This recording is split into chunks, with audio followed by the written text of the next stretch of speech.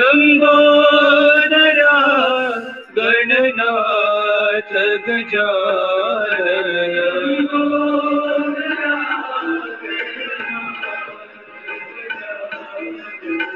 लंबोदरा गणनाथ गजानन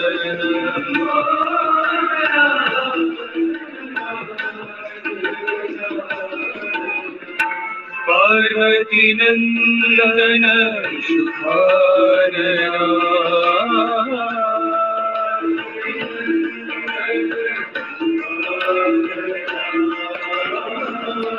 पार्वती नंदन शुभानना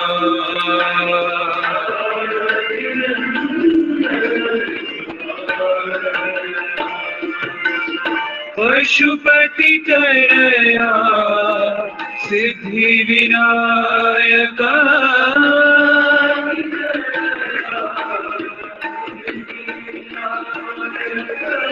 पशुपति तनया सिद्धि विनायक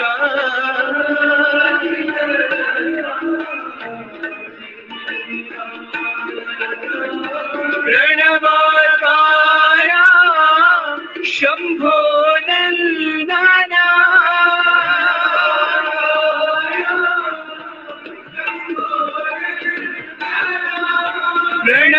प्रणवाकारा शंभो नंदना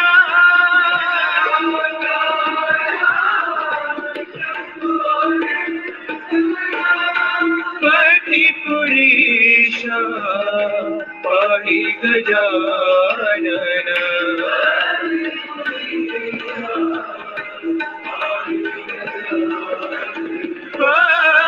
पतिपुरीश पाहि गजानन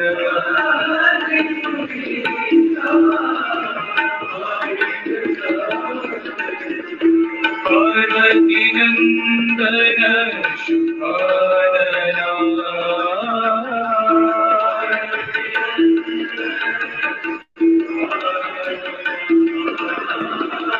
पार्वती नंदन शुभानना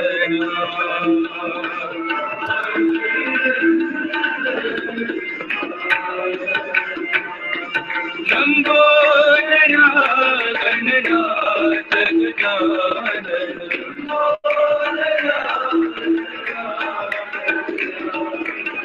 पार्वती नंदन शुभानना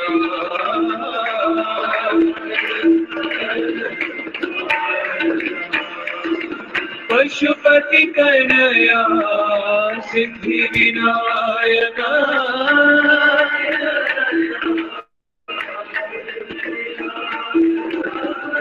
प्रणवाकारा शंभो नंदना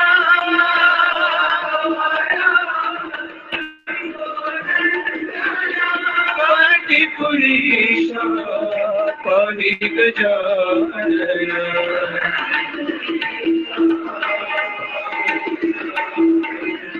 पार्वती नंदन शुभानना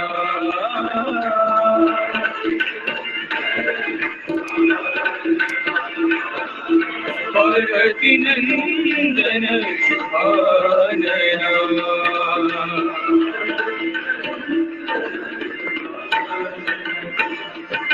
लंबोदरा गणनाथ गजानन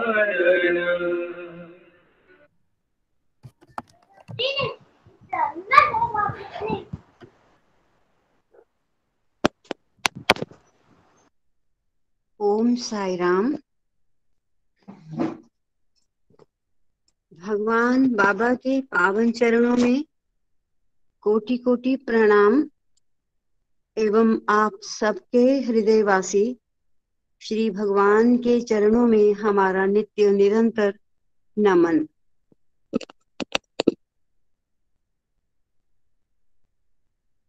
भगवान बाबा की दैवी उपस्थिति में आप सब उपस्थित साई ब्रदर सिस्टर्स को हमारा सादर सप्रेम साई राम एवं अभिनंदन। और पाठ प्रारंभ करने से पहले भगवान से प्रार्थना कि साई सरस्वती माँ हमारे हृदयों में उन शब्दों और अर्थों को प्रतिपादित करे, अभिव्यक्त करे, स्पष्ट करे जो स्वयं उसके द्वारा लिपिबद्ध हुए हैं। वागर्थाव्यु संपृक्तौ वागर्थ प्रतिपत्तये जगतः पितरौ वंदे पार्वती परमेश्वरौ। जो शब्द और अर्थ के समान मिले हुए हैं,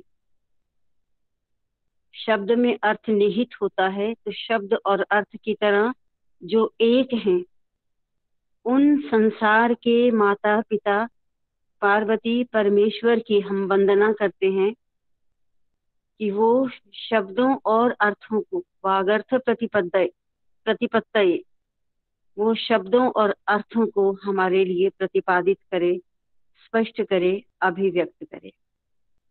ओम साई राम। अब आज का पाठ प्रारंभ करते हैं। कल हमने ज्योतिश्चरणाभिधानात् इस सूत्र का थोड़ा बहुत अर्थ किया था, और इससे पहले एक सूत्र था मंत्र वर्णिकम। मैं चाहूंगी कि इस मंत्र को थोड़ा और, इस सूत्र को थोड़ा और स्पष्ट कर दिया जाए। मंत्र वर्णिकम का अर्थ है मंत्र से मंत्र बना, कि मंत्र के जो वर्णिकम, जो वर्ण इत्यादि हैं, जो भी इन्होंने मंत्रों के वर्ण शब्द इत्यादि होते हैं, ये उससे संबंधित है कि मंत्रों में जो वर्ण आते हैं, किसी का भी स्वरूप स्पष्ट करने के लिए, किसी का भी स्वरूप अभिव्यक्त करने के लिए, कि क्या उन शब्दों में उस तत्त देवता का, ईश्वर का, ब्रह्म का, क्या वो स्वरूप उसमें उन शब्दों के द्वारा, उन मंत्र के वर्णों के द्वारा क्या बिल्कुल स्पष्ट होता है व्यापक रूप से। ये इसका अर्थ है। अब इन्होंने एक मंत्र दिया है, प्रायः हम इसको भजन के रूप में भी गाते हैं, सत्यम ज्ञानम अनंतम ब्रह्म। ये मंत्र ब्रह्म विषयक है, ब्रह्म के स्वरूप को प्रतिपादित करता है। उसी आनंद स्वरूप ब्रह्म के संबंध में है। ब्रह्म अनंत है। यहाँ पर जो सत्य शब्द है, ये आनंद का पर्याय है। जो सत्य शब्द है, वास्तव में उसका सत्य और आनंद दोनों एक ही अर्थ को स्पष्ट करने वाले हैं। इसका अन्य कोई और अर्थ नहीं है। आनंद और सत्य एक ही है, इनका एक ही समान अर्थ है। सत्य से आशय, सत्य से अभिप्राय है अविभाज्य व अपरिमेय आनंद। सत्य शब्द का अर्थ है ऐसा आनंद जो निरंतर रहने वाला है, जिसमें कभी भी किसी प्रकार से कोई विभाजन नहीं होता, और जिसको अपरिमेय, जिसको हम माप नहीं सकते, वो निरंतर सदैव चिरकाल तक हमेशा रहने वाला आनंद है। ये है सत्य शब्द का अभिप्राय। ये स्थान या समय की सीमाओं से इसको स्थान या समय की सीमा बांध नहीं सकती। ये स्थान और समय की सीमा में नहीं आता, क्योंकि ये तो ब्रह्म का वाचक शब्द है, सत्य या आनंद। तो ब्रह्म स्वयं गुण कालातीत है। अगर वो अगर नहीं वो कालातीत है, तो उसका जो वाचक शब्द है सत्य या आनंद, ये भी समय और की सीमा से, स्थान और समय की सीमा से बाहर है और अनुभवकर्ताओं की परिवर्तनशील चित्तवृत्तियों से प्रभावित नहीं होता। अनुभवकर्ता से विप्राय वे साधक, वे भाग्यशाली ऋषि मुनि योगी जो ब्रह्म की अनुभूति करते हैं, उनकी परिवर्तनशील चित्तवृत्तियों से, क्योंकि चित्तवृत्ति तो बदलती भी रहती है, तो इसलिए उनकी परिवर्तनशील चित्तवृत्तियों से ये प्रभावित नहीं होता। ये आनंद हमेशा जैसा है वैसा ही बना रहता है। आनंद स्वयं समय, स्थान और व्यक्ति को पवित्र कर देगा। ये समय, स्थान और व्यक्ति की सीमा भी नहीं आता। ये तो उनसे ऊपर है, जो इन तीनों को, सबको ये पवित्र कर देगा। ये तीनों आनंद के अधीन है। इस आनंद के, जो ब्रह्म स्वरूप आनंद के अधीन है। आनंद इन तीनों के अधीन नहीं है। वो ब्रह्म जिसका वाचक आनंद शब्द है, वो इन तीनों के अधीन नहीं है।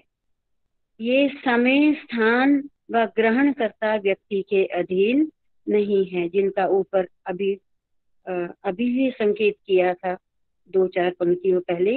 ये समय, स्थान और ग्रहणकर्ता व्यक्ति, मतलब ये समय, स्थान और ग्रहणकर्ता के व्यक्ति के अधीन नहीं है।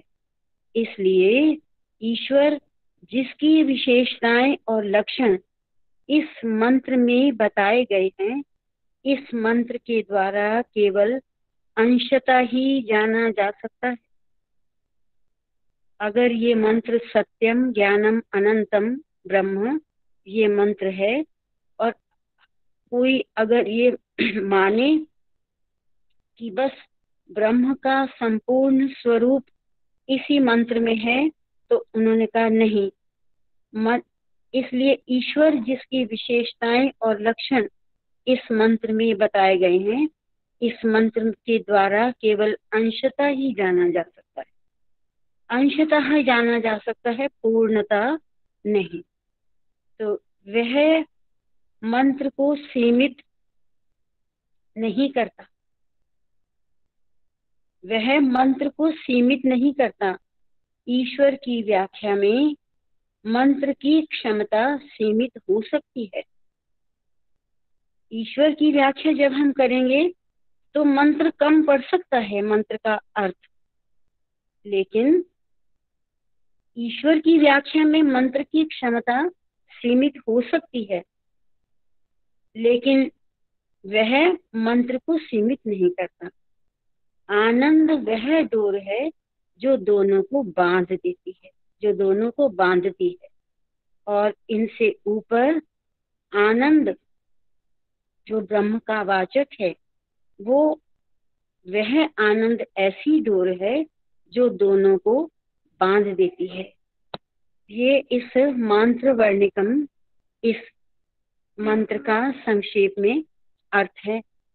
इसको आप और पढ़ेंगे तो बिल्कुल स्पष्ट हो जाएगा। बस यही अभिप्राय है कि ये मंत्र वर्णिकम एवच, ये जो मंत्र है, इसमें मंत्र संबंधित जिन वर्णों का हमें ज्ञान होता है, जैसे सत्यम ज्ञानम अनंतम ब्रह्म, तो इस मंत्र के द्वारा केवल अगर हम ये माने कि अनंत सत्ता का हमें ज्ञान हो सकता है, ऐसा नहीं है, क्योंकि ब्रह्म की अनंत सत्ता को हम इन शब्दों के द्वारा ही केवल अभिव्यक्त नहीं कर सकते, सीमा में नहीं बांध सकते। तो असीम है, और अविभाज्य है। हाँ जी डॉक्टर साहब आप। हाँ जी डॉक्टर। हाँ जी साईं जी। आप कुछ कहना चाहेंगे? हाँ जी। हाँ जी कहिए ना। हाँ, सभी भक्तों को साईं राम। मैं ये कहना चाहता था, आपने बड़ा विस्तार से बताया है ब्रह्म के और आनंद के बारे में। तो एक सबसे थोड़ी जरूरी बात यह है कि एक तो ये ब्रह्म आनंद हो गया, जो इसको हम कहते हैं ब्रह्म आनंद, आत्मानंद, परमानंद। और एक दूसरा आनंद है, जब तक इनकी तुलना नहीं की जाती तब तक हम उस आनंद को समझ नहीं पाएंगे। सांसारिक आनंद क्या है, मैं एक उदाहरण देके बताऊं आपको। मान लिया हम एक पिकनिक पर जाते हैं, कुछ कॉलेज के स्टूडेंट्स हैं, कुछ बच्चे भी हैं, कुछ उनके पेरेंट्स भी हैं, और कहीं अच्छी जगह प्रकृति के नजारे देखने के लिए चले गए, और वहां पर सब उतरे बस से। तो सबके अपने अपने ग्रुप हैं, बच्चे अलग हैं, यंग अलग हैं, और लेडीज अलग हैं, और उनमें कुछ जेंट्स अलग हैं। अब सब अपनी अपनी रुचि के अनुसार उस प्राकृतिक वातावरण के अंदर अपनी रुचि के खेल देखते हैं। कुछ बच्चे हैं वो तो अपने हिसाब के खेलते हैं, कूदते हैं, दौड़ते हैं। उसके बाद कुछ यंग हैं, यंगस्टर, वहां साथ में एक नदी बह रही है, वो उसके अंदर तैरने लग जाते हैं, छलांगे लगाते हैं। लेडीज जो हैं वो अपने बैठ करके गपशप मारती हैं या कोई भजनों में लीन हो जाती हैं। और कुछ ऐसे भी आदमी, कुछ उसमें आध्यात्मिक प्रवृत्ति के थे, जिन्होंने बड़ा आनंद आया वहां के शांत वातावरण को देख करके, और वे कुछ देर इन अपनी सत्संग में तल्लीन हो गए या कुछ देर ध्यान लगाने में बैठ गए। तो अब ये देखिए, जो अलग अलग ग्रुप बने, इनको जो बच्चे खेले, उनके पास बॉल से खेले, फुटबॉल से खेले, उनका अलग आनंद उन्होंने प्राप्त किया। जो नदी के अंदर उतरे थे, उन्होंने छलांग लगाई, उन्होंने तैरा, उन्होंने उसके अंदर काफी देर स्नान किए, उनका एक अलग आनंद उन्होंने प्राप्त किया था।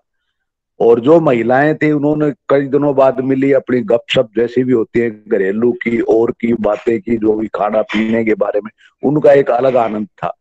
और जो बड़े आदमी थे, उन्होंने आध्यात्मिक बातें की, और कुछ ध्यान में बैठे कुछ देर के लिए, बड़ा अच्छा ध्यान लग गया उनका वातावरण में, उनका एक अलग आनंद था। तो ये जो आनंद हमारे सांसारिक हैं, चाहे वो खाने के थे, बातों के थे, खेलने के थे, ध्यान लगाने के थे, ये हमारे सांसारिक आनंद एक लिमिटेड है, एक स्थान के साथ बंधे हुए हैं, एक समय के साथ बंधे हुए हैं। तो इन आनंदों को अगर हम ब्रह्म आनंद की बात करते हैं, तो वो ब्रह्म आनंद इससे कई गुना बहुत बड़ा है। उसका न कोई पैमाना है जिससे हम माप सकते हैं, ना कोई इसको व्यक्त करने के लिए ऐसी शब्द है जिनका हम व्यक्त कर सकते हैं। तो इसलिए वो आनंद जो ब्रह्म का आनंद है, भगवान का आनंद है, उसके बारे में सारा वर्णन ये किया गया है। और वो कहते हैं उस परमात्मा का तो संपूर्ण वर्णन भी ये मंत्र नहीं कर पाता है। वो तो इतना उसका असीम आनंद है, वो मंत्र भी उसको बताने में संपूर्ण नहीं है। तो इसलिए हम, हाँ, तो जब तक हम इन सारे आनंदों को, वो तो समय के साथ थे, हमारे सांसारिक एक स्थान के साथ थे, एक लोगों के साथ थे, वो आनंद अलग थे। और ये आनंद जो है, ये हमेशा ही रहने वाला आनंद है, हर हाँ जी स्थिति में रहने वाला आनंद है, जिसको परमात्मा की उसकी अनुभूति हो जाती है। वो तो 24 घंटे आ रहे, कोई संसार से लेना नहीं, कोई वस्तुओं से लेना नहीं, कोई परिवार से लेना नहीं, उसका तो आनंद में ही आनंद मस्त रहता है। तो ये मैं चाहता था इसके बारे में थोड़ा सा बता पाऊं। साईं राम जी।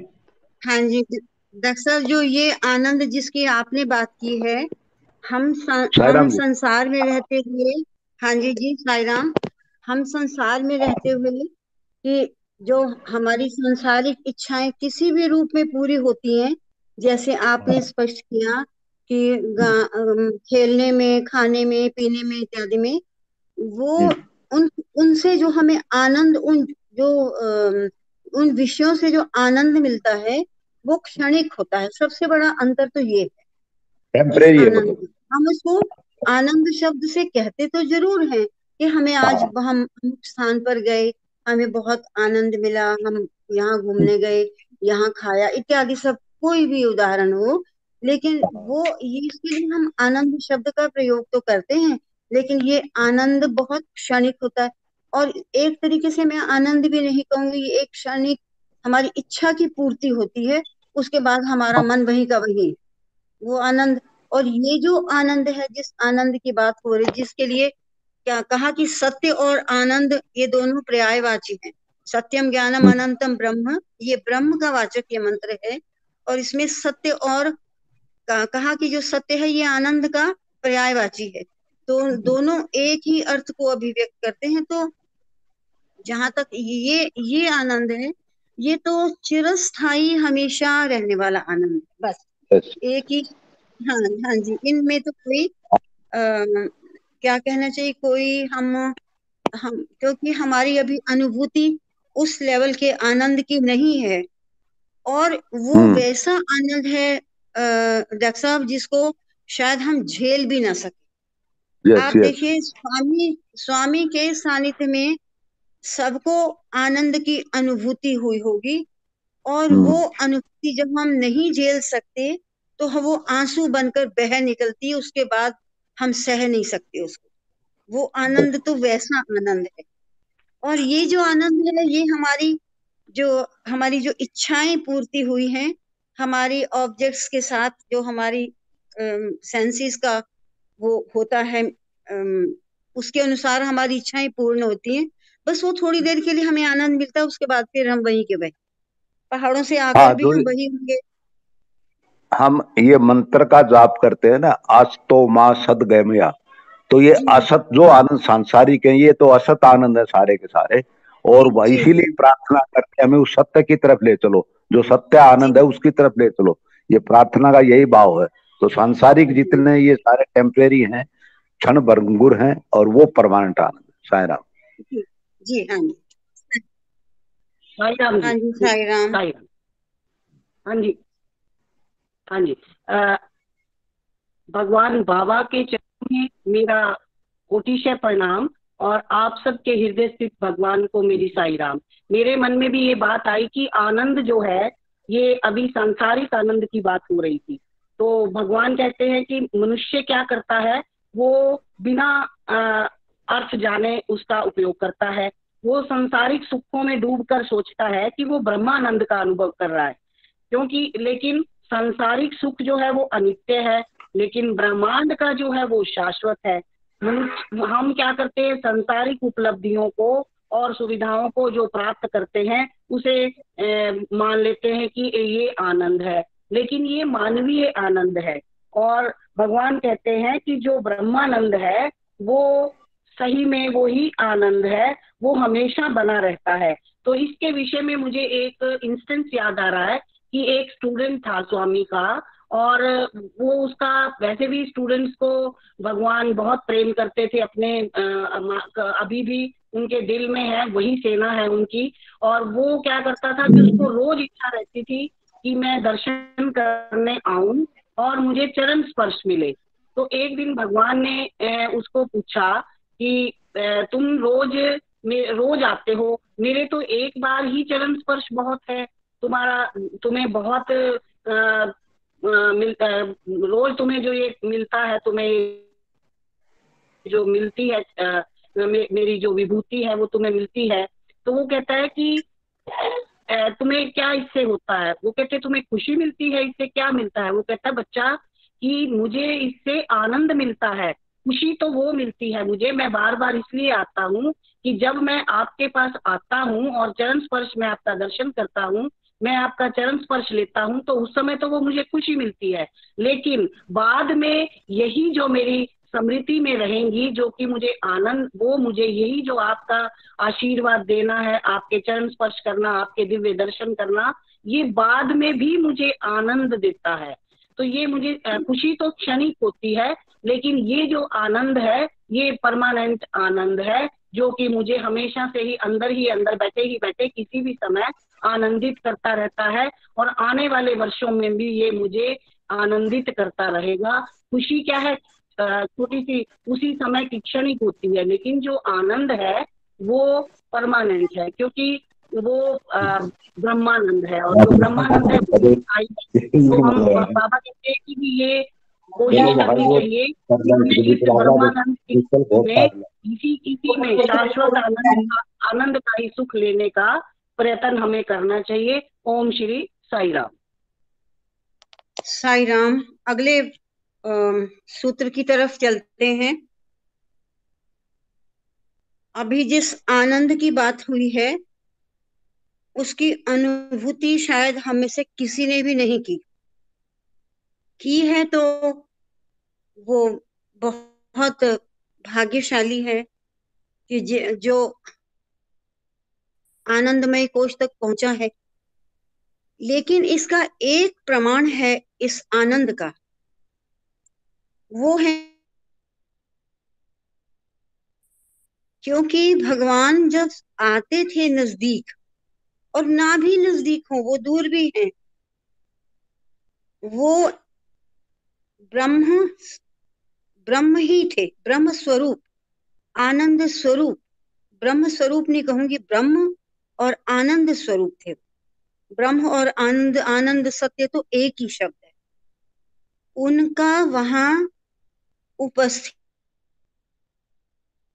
ही अपने आप में एक ऐसा दुर्लभ दिव्य क्षण होता था कि जो उनके उपस्थित होने से ही हम आनंद में होते थे।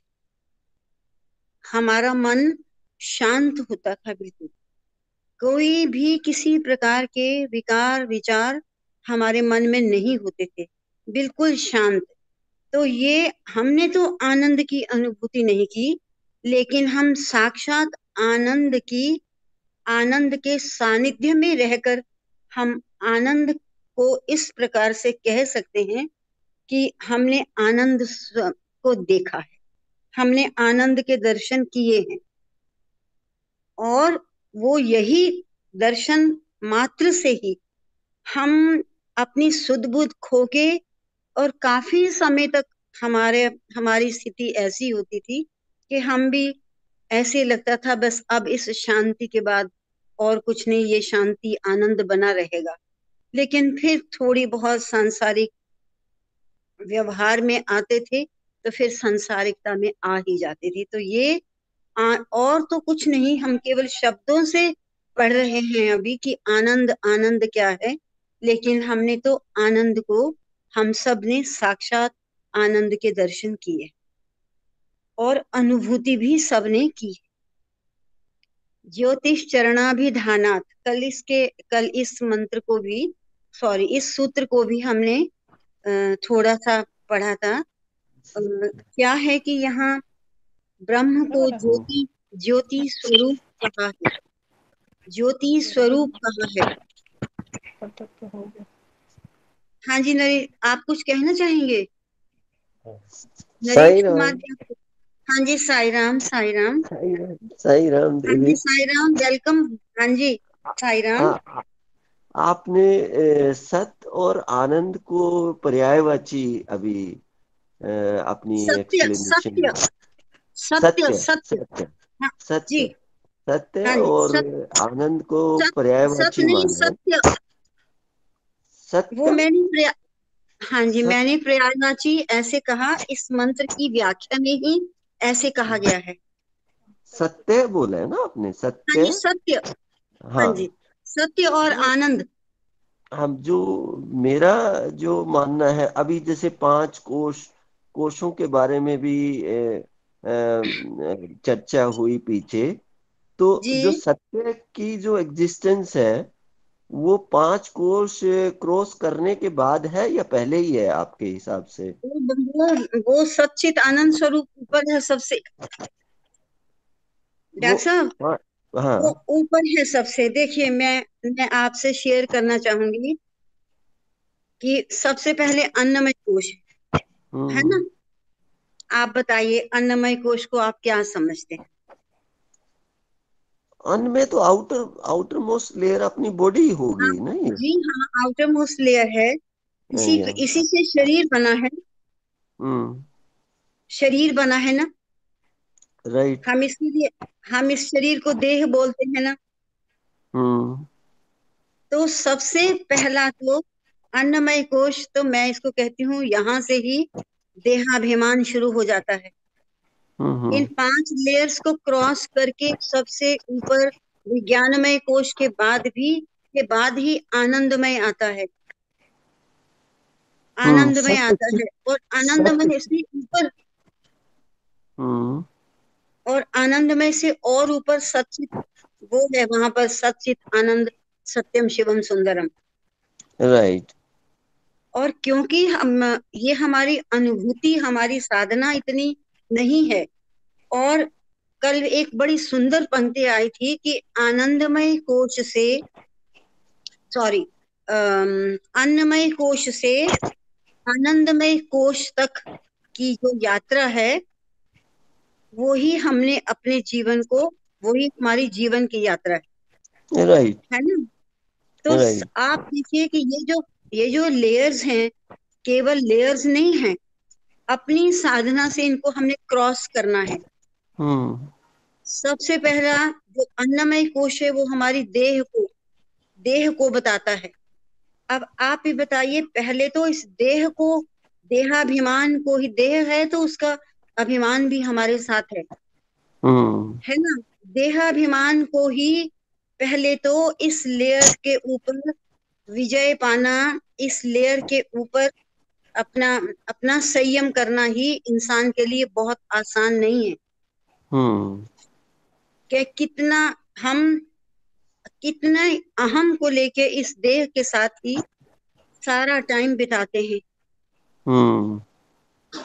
है ना। तो पहले तो यहाँ अपनी साधना पूरी करें, इस अभिमान से ये ऊपर तो जो आप आज डिस्कस कर रहे हैं ना, उसके बेसिकली ऊपर हाँ, इसके ऊपर ऊपर पहुंचेंगे तो प्राणमय कोश है, मनोमय कोश है। अब आप मन के स्वरूप को ही देखिए। प्राण को तो चलो हम कह सकते हैं कि प्राण को तो हम, प्राण है तो हम चेतन है, प्राण है तो हम सजीव हैं, अगर प्राण नहीं है तो हम कुछ भी नहीं है ना। और मैंने तो एक विद्वानों की सभा में, मैं तो स्टूडेंट थी, मुझे समझ में नहीं आता था, तो मैंने उनसे यही पूछा था कि सर ये प्राण कहाँ रहता है शरीर में। अब मुझे अपने अपने अपने क्वेश्चन से हंसी आती है। तो उन्होंने कहा कि जैसे शरीर में खून है ना, सारे शरीर में, ऐसे ही प्राण है, तो प्राण से हम चेतनावान है। चलो, लेकिन उसके बाद जो सबसे बड़ी अड़चन आती है इस संसार में रहते हुए, वो है मनोमय कोश की। उसको पार करना, आप कितनी वो रूप ढंग दिखाता है वो मनोमय कोश, मन अपने, है ना। सायराम बहन जी, सायराम। पानी है।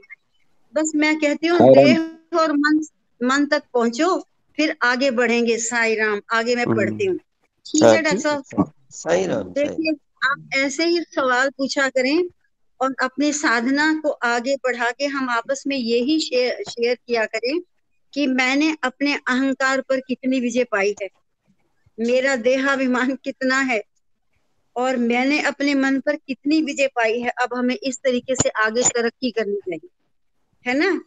तभी तो हम उस आनंद के वास्तविक स्वरूप को समझेंगे। साई राम। साई राम दीदी, ये तो जो आप जो डिस्कस कर रहे हो, ये तो डिस्कस करने वाली बात ही नहीं है actually. This is only to be experience.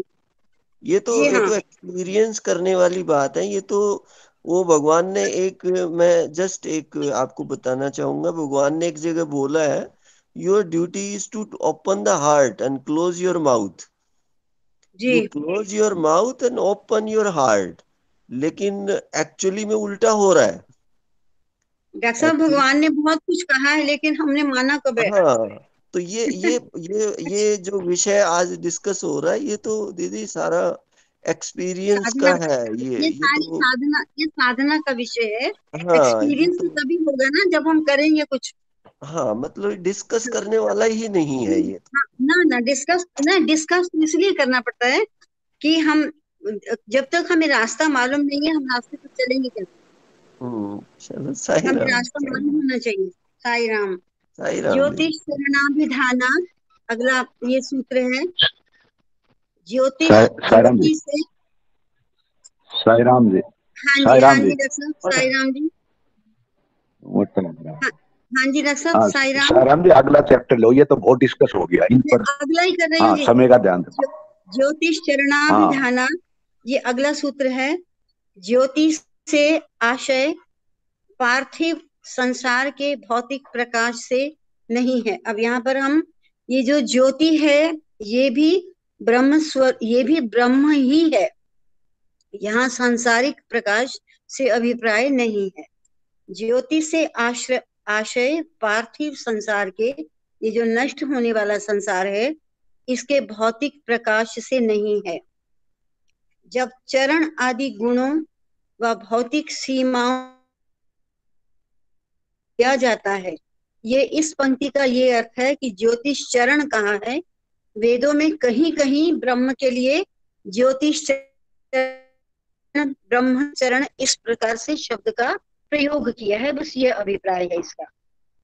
तो सीमाओं का ज्योति पर आरोपण किया जाता है, तो अंतस्थ सर्वत्र व्याप्त सत्ता को कैसे बताया जा सकता है। अगर जब चरण आदि गुणों व भौतिक सीमाओं का ज्योति पर आरोपण किया जाए, क्योंकि ज्योतिष चरण शब्द का प्रयोग किया ना, वो अपनी बात को स्पष्ट कर रहे हैं। अगर आरोपण किया जाए तो तब तो ये तो सांसारिक सीमा हो जाएगी ना। तो अंतस्थ, जो अंदर स्थित सर्वत्र व्याप्त सत्ता को कैसे बताया जा सकता है। ऐसा सीमित और मर्यादा युक्त गोचर पदार्थ जो इंद्रियों से देखा जाने योग्य है, गोचर पदार्थ कैसे पूजा व ध्यान का विषय बन सकता है। जब इस ज्योति शब्द का अर्थ इस रूपायित व कतिपय प्राकृतिक विशिष्टताओं से युक्त प्रकाश से लिया जाता है, तो ये ब्रह्मांडीय स्वयंभू को सूचित।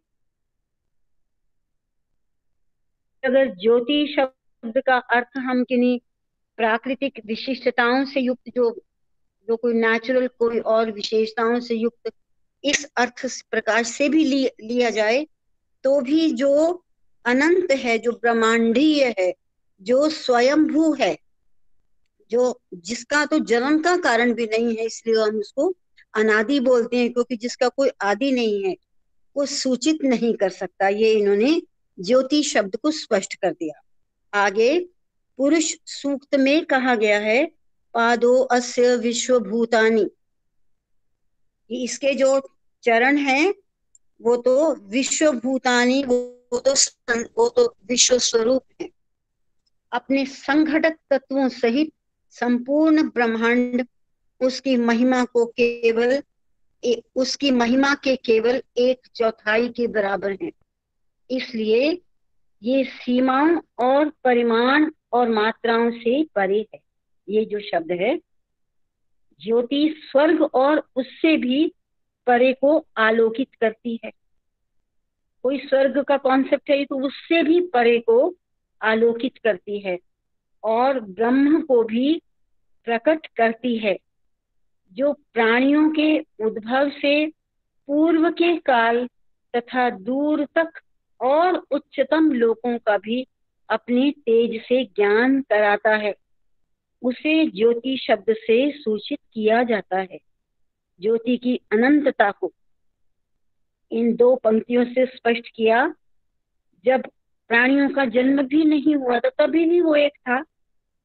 जो प्राणियों के उद्भव से पूर्व के काल तथा दूर तक उच्चतम और भी कोई लोक होंगे, हम भूलोक में हैं, भूलोक से अन्य अन्य लोक भी होंगे, स्वर्गलोक इत्यादि और भी बहुत से लोक।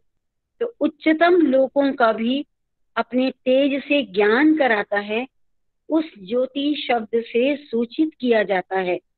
वह ज्योति श्रेष्ठतम लोक में प्रकाशित है। वह ज्योति श्रेष्ठतम लोक में प्रकाशित है।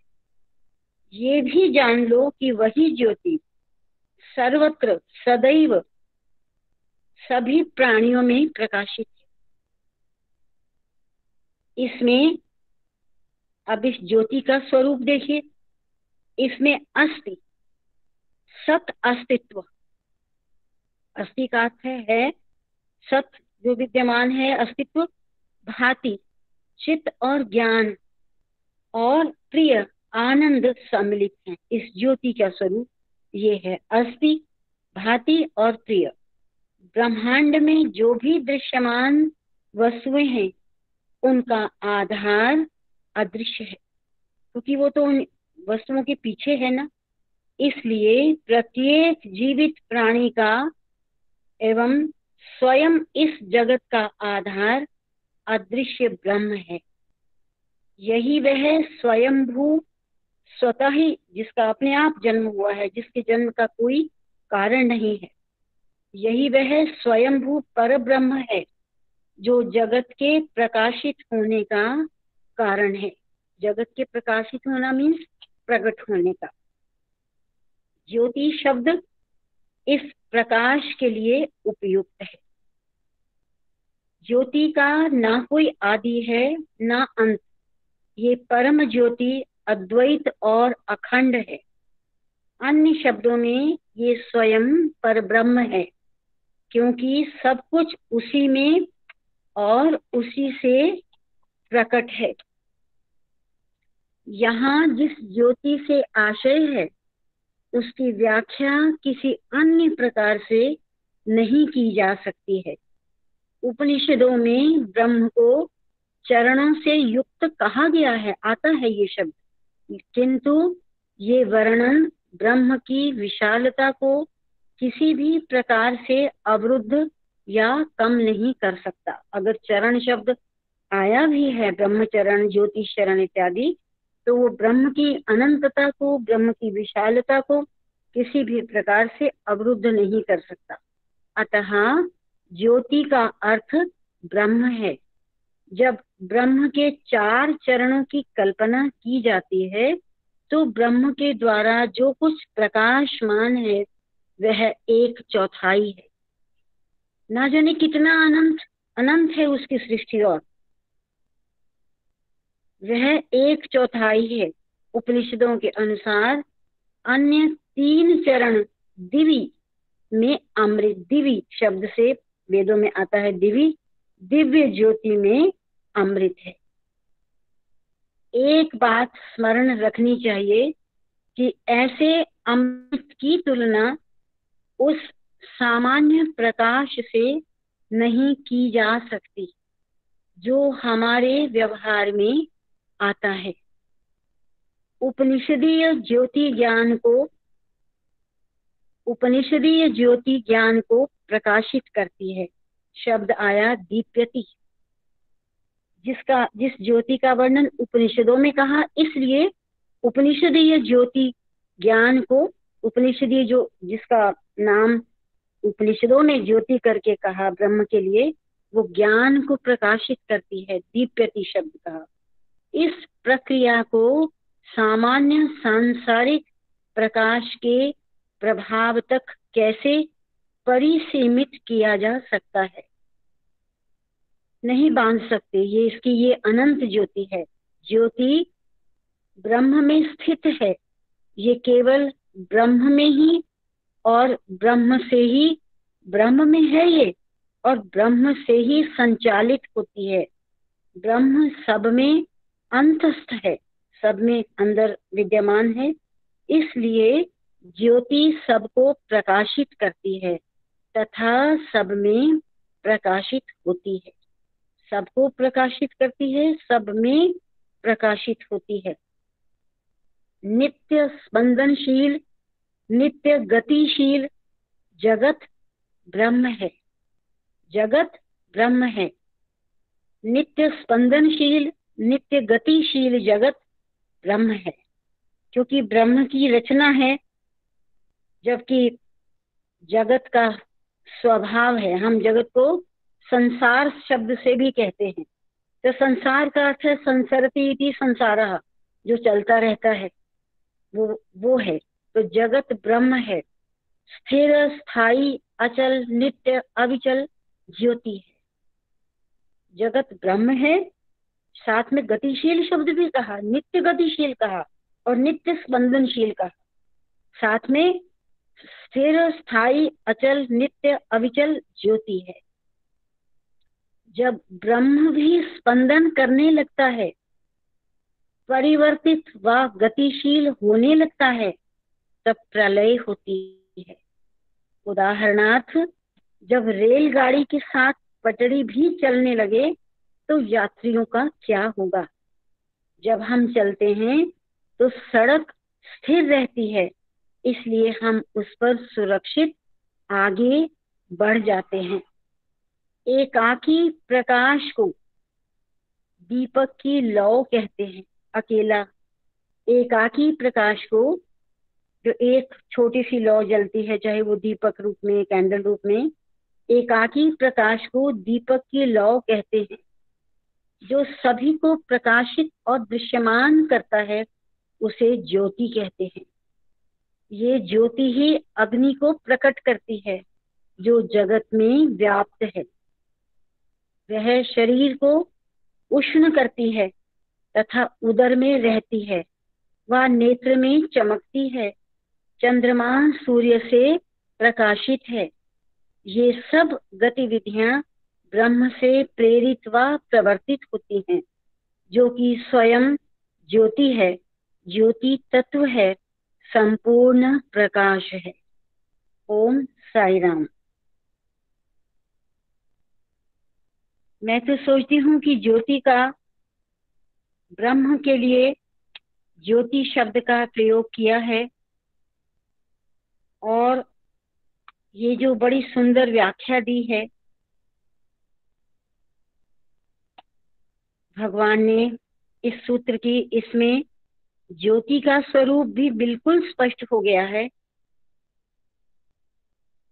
और ब्रह्म का स्वरूप भी बिल्कुल स्पष्ट हो गया है। कल मैंने बहुत बहुत वर्षों पहले मैंने ये मंत्र, मुंडकोपनिषद के ये मंत्र पढ़े थे, जो परम पुरुष परमात्मा के विषय को स्पष्ट करते हैं। उनमें से कल भी एक मंत्र पढ़ा था कि वो परम पिता परमात्मा प्रकाश, वो परब्रह्म परमात्मा प्रकाश स्वरूप है, आनंद स्वरूप है। ये उसका स्वभाव है, वो ऐसा ही है। तो कल मैं उस मंत्र को फिर आपके साथ शेयर करना चाहूंगी। आज क्योंकि ज्योति और प्रकाश की बात हुई है, वो कैसा प्रकाश है, वो कैसा प्रकाश है। ना तत्र सूर्यो भाति ना चंद्र तारकम।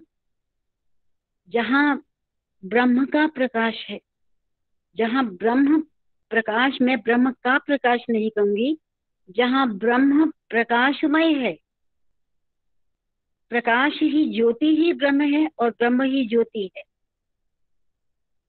वहां सूर्य नहीं, सूर्य का प्रकाश नहीं होता। ना तत्र सूर्यो भाति ना चंद्र तारकम। ना वहां सूर्य प्रकाशित होता है और ना चांद और तारे। ना इमा विद्युतो भांति, और ना ये बिजलियां प्रकाशित होती हैं। यहाँ पर बिजलियों का, बिजली से मतलब बिजलियों का, विद्युत का प्रकाश वहां भांति प्रकाशित होता है। और कुतोयम अग्नि ही, और फिर ये अग्नि कहाँ से? अग्नि से भी अभिप्राय प्रकाश से ही है। अग्नि का भी बहुत तीव्र प्रकाश होता है। तो अग्नि का प्रकाश फिर ये कहाँ से? और तमेव भांतम अनुभाति सर्वम। और बात मैडम आपकी आवाज नहीं आ रही है। देखो मेरा नेट तो ठीक है, बल्कि आपका बंद था अभी तक। अब देखिए आ रही है, आ रही है।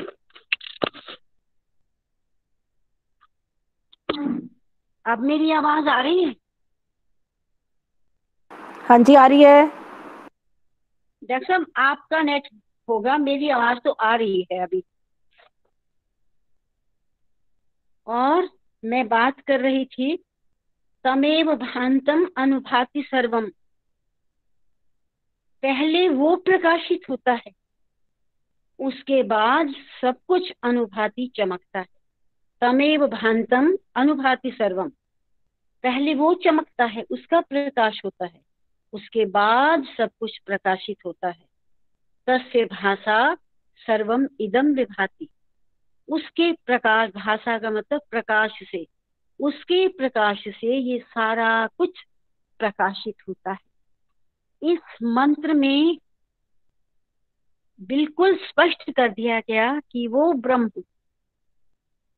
प्रकाश स्वरूप, ज्योति स्वरूप है, और वो ऐसी ज्योति, वो ऐसा प्रकाश है जिसको प्रकाशित करने के लिए किसी प्रकाश की आवश्यकता नहीं है। ना तत्र सूर्यो भाति न चंद्र तारकम, वहां सूर्य और चंद्रमा भी नहीं चमकते। हमने कोई दिव्य प्रकाश देखा है तो वो चांद और तारों का देखा है, सूर्य का देखा, और तो कोई नहीं। लेकिन वो उससे भी कहीं आगे का कोई प्रकाश है, दिव्य प्रकाश है। ना तत्र सूर्यो भाति न चंद्र तारकम, तो वह ही प्रकाश है, ब्रह्म वह प्रकाश है। जब वो प्रकाशित होता है उसके बाद सब कुछ प्रकाशित होता है, उससे पहले कोई प्रकाशित नहीं हुआ।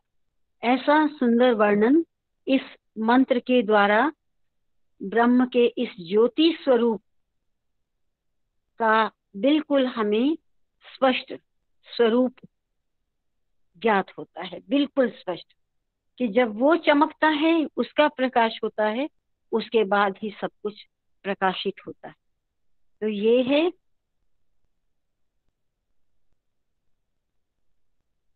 इस ज्योतिष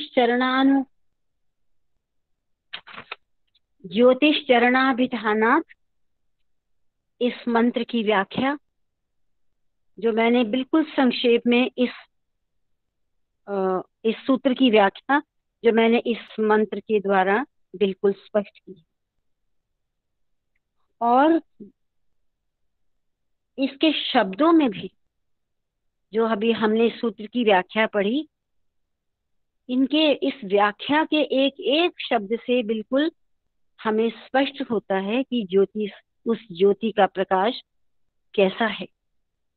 वो दिव्य स्वरूप ज्योति चमकती है तो उसके बाद ही सब कुछ चमकता है।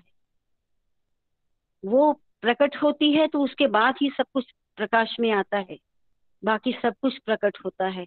वो ऐसा दिव्य प्रकाश है, ये ब्रह्म का स्वरूप है, जो ज्योति स्वरूप ब्रह्म के स्वरूप की यहाँ पर बड़ी सुंदर व्याख्या की। और स्पष्ट, और आखिरी पहरे में बिल्कुल स्पष्ट कर दिया कि अगर एक दीपक की लौ होती है, छोटी सी एक, वो सभी को प्रकाशित करती है और दृश्यमान दिखाती भी है सबको। वो थोड़े से भाग को प्रकाशित करती है, और जो सबको प्रकाशित करता है, सबको उसके एक प्रकाश से सबको सभी प्रकाशित होते हैं, वो ब्रह्म का प्रकाश है। और चंद्रमा सूर्य भी उसी से प्रकाशित होते हैं, वो उनका भी कोई अपना स्वतंत्र अस्तित्व नहीं है, वो भी उसी से ही प्रकाशित होते हैं। तो अगर इस आगे चलें या इस सूत्र में आपको कुछ कहना है? डॉक्टर साहब, आपका नेट नहीं है अभी।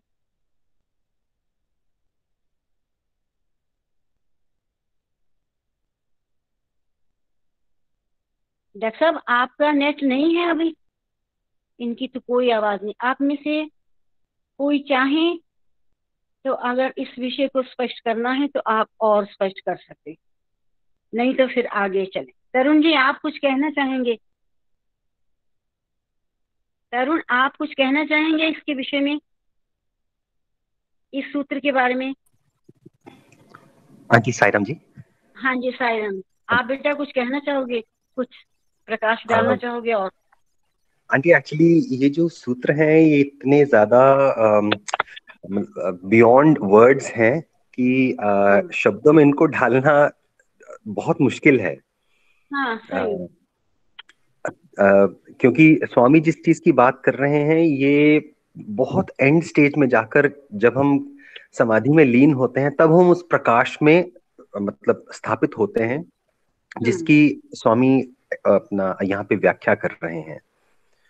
जी कुछ कुछ बातें जो मुझे समझ में आई, जिनको मैं अपनी मतलब दिमाग से कुछ मतलब एनालाइज कर सका, वो ये थी कि मैं इस प्रकाश को कैसे समझूं, जो स्वामी कह रहे हैं कि यह प्रकाश है जिससे कि सब कुछ प्रकाशमान है और इससे अछूता है, जो सब किससे कुछ अछूता? मतलब इस सब सब सब संसार से, जो संसार है हाँ, ये मतलब उस इट प्रकाश इज के बाद हाँ जी बचता। जी, it illuminates everything but it is hmm away from it still, it is not hmm मतलब उसमें इंडल्ज नहीं करता। हम्म। तो मेरे सोचने में बस मेरे एक ही थॉट आई कि अगर मैं एक एग्जांपल लूं, ये मेरा ही है, प्लीज आप ये मत समझिएगा कि मैं कुछ मतलब बोल रहा हूँ कि ऐसा ही है, इट्स जस्ट फॉर मी, नहीं, मेरी अंडरस्टैंडिंग के लिए कि मैं कैसे अपनी समझूं इस अनुभूति। कॉन्सेप्ट को। जी। हम्म तो मैं इस चीज को ऐसे समझ समझ पा रहा हूँ कि जैसे एक पर्दा है और उसके ऊपर एक प्रोजेक्टर की लाइट पड़ती है। जी। पहले उस लाइट पड़ने से पहले अंधेरा है, हम्म लेकिन जैसे ही वो प्रोजेक्टर की लाइट पड़ती है, जी। उस पर्दे के ऊपर एक जान आ जाती है। तो अगर मैं हम्म जो भी उस पे दृश्य आते हैं, जो जो भी चलचित्र चलता है, जो भी मूवी चलती है, अगर उसमें उसको मैं संसार के रूप में देखूं हम्म कि यह जो जगत है वो उस मूवी के बराबर है, तो नेचुरली जो वो प्रोजेक्टर की लाइट है वो उससे बड़ी हम्म है, बिकॉज वो जो अस्तित्व, जो वो जगत आया है, जगत का अस्तित्व है, वो उस लाइट के कारण है। हाँ एग्जैक्टली। मैं उस मूवी को देखकर उस मूवी में इतना मग्न हो जाता हूँ, मैं सोचता हूँ कि यही रियलिटी है, बट हम्म मैं भूल जाता हूँ कि actually the reality is not that actor who is playing his part, और नॉट दैट हॉर्स, और not those hmm. Mountains, that is actually light. वो सिर्फ रोशनी है, वो और कुछ नहीं है। हाँ मैं, दूसरा, मेरा एक हाँ, बीच में फोन आ गया, मुझे दोबारा इसको शुरू करना पड़ेगा, मैं तभी आपकी आवाज सुन पाऊंगी। अच्छा जी, आप हाँ बोलते मैं, रहिए। हाँ जी, मैं मुझे मैं दोबारा दूसरी, दोबारा रीस्टार्ट करना पड़ेगा। जी, दूसरी दूसरी बात जो मैं ये कह रहा था कि this light which Swami is saying is, you know, cannot be compared with an ordinary light, और इसके कारण ही सारा जो जगत है वो दृश्यमान है। तो हम जो वो जो प्रोजेक्टर है, that is capable of projecting not one, not two, but unlimited films. उसके अंदर आप कैसी भी चलचित्र, कैसी भी फिल्म दिखा दीजिए, वो केपेबल है। That means that is much more powerful, that is much more greater than the world. और स्वामी ने यह भी कहा कि वो एक, जो ये सारा संसार चल रहा है, इसका आधार है ब्रह्म। वो जो लाइट है इसका आधार है। तो इससे भी मुझे वही एग्जाम्पल से मुझे ये भी थोड़ा बहुत समझ में आ रहा है। और स्वामी कहते हैं कि जब वो ब्रह्म हिलने लग जाता है तब प्रलय आ जाती है। तो नेचुरली जब वो पर्दे पर जो फिल्म दिख रही है, अगर मैं उस प्रोजेक्टर को भी हिलाने लग जाऊंगा तो मैं उस फिल्म को भी क्लियरली नहीं देख पाऊंगा। अब प्रलय के बहुत अलग अलग मीनिंग्स हैं कि प्रलय क्या होता है, कैसे आता है, लेकिन द फैक्ट इज कि जो ये लाइट, जो ये भगवान इस ज्योति की बात कर रहे हैं, this is the all powerful ज्योत, जिससे कि सब कुछ इल्यूमिन हो रहा है। हम उसको जगत समझ रहे हैं, हम उसको ये स्थूल जगत समझ रहे हैं, बट स्वामी कह रहे हैं कि ultimately it is the form of that Brahman which is illumining everything through the divine ज्योति। तो मुझे तो थोड़ा सा इतना ही समझ में आया जी, बाकी तो मेरे ख्याल से एक्सपीरियंस का और अपना अनुभव करने का विषय है। बाकी प्लीज और भी किसी को अगर कुछ बोलना हो तो साईराम। थैंक यू जी।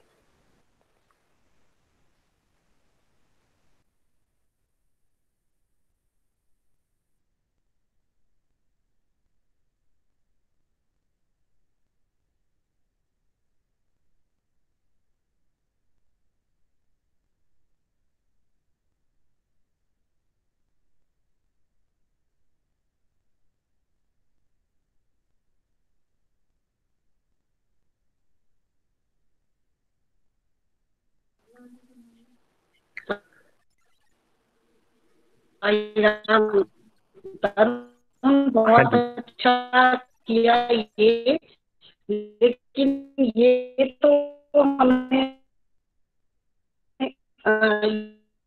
ये तो एक बात देखने की है कि उसकी ज्योति, उस ब्रह्म रूपी ज्योति से ही हम सारे हमें इल्यूमिनाइट होते हैं, प्रकाशित होते हैं उसी से ही। अदरवाइज एक जैसे पूरा कमरे में चीजें तो वहीं की वहीं पड़ी हुई है और लाइट जलती है तो वो उनमें जान आ जाती है, वैसे ही जब वो ब्रह्म के कारण जो ज्योति आती है हमारे अंदर, हम हमारे रिवाज है जैसे हिंदुओं में कहने कि कोई महापुरुष जाते हैं तो कहते हैं ज्योति ज्योत समा गई, तो वो ज्योति में ही मतलब ज्योति में लीन हो जाती है, तो वो ज्योति परम ज्योति तो वही है। बार बार भगवान साई राम, आवाज नहीं आ रही है। समझा अच्छा, मेरी भी नहीं आ रही थी क्या? नहीं, अब नहीं आ रही थी। अब आ रही है? हाँ जी, हाँ जी। अच्छा, अगर हम रिलेट करें जो मेडिटेशन करते हैं भगवान ज्योति, अभी आवाज नहीं आ रही, हम आगे बढ़ रहे हैं। एक तरह से दीदी टाइम हो गया है। हमें अच्छा, ट्रेंड करने इनकी आवाज नहीं आ रही है, कट रही है। आपकी आवाज नहीं आ रही है, कि यही आपकी आवाज नहीं आ रही है, बस हम समाप्त कर रहे हैं अब। है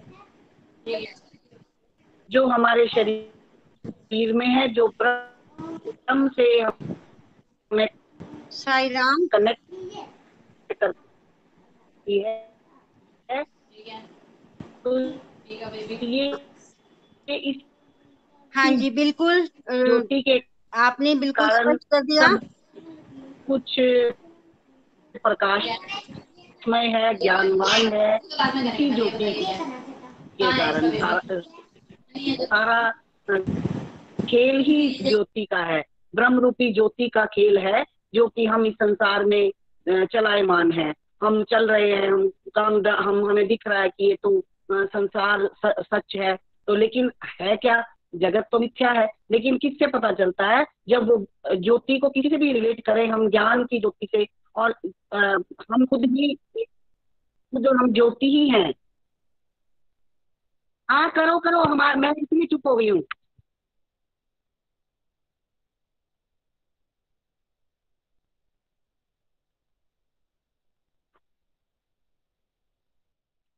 अब हम शांति पाठ करते हैं, क्योंकि और चाहे समस्त लोग सुखिनो भवन्तु, सुखिनो भवन्तु, समस्त लोग सुखिनो भवन्तु।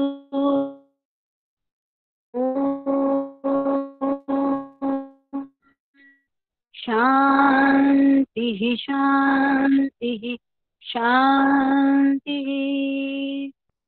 जय बोलो भगवान श्री सत्य साई बाबा जी की जय।